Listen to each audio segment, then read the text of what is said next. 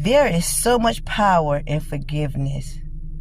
You would like to think that forgiveness is letting the other person that offended you off, but that's not the case. Forgiveness is truly for you.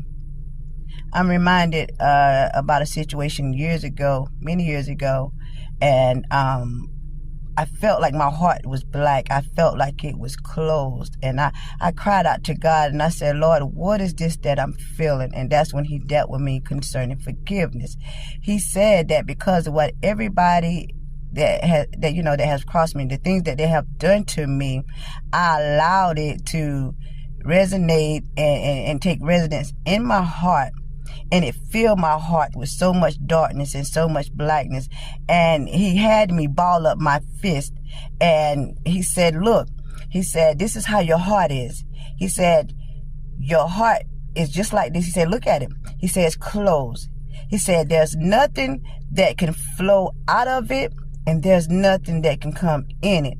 And I said, Lord, I don't want to be like this. And I didn't know what to do. And he literally had me fall on my knees and started praying for my enemies. And I know that sounds crazy because it felt crazy. He said, pray for your enemies. And there go my heart. It was tugging. I don't want to pray for these people. These people didn't mean me no good. They hurted me. They did so many things to me. But again, forgiveness is not for those people. It is for you. And it was for me. And I had to pray for them. And then he had me pray for them as if I was praying for myself. As if it was me that was in need of something. And it was truly me that was in need of something. So, again, in the Bible, they asked Jesus, how many times we are to forgive, people, 7 times?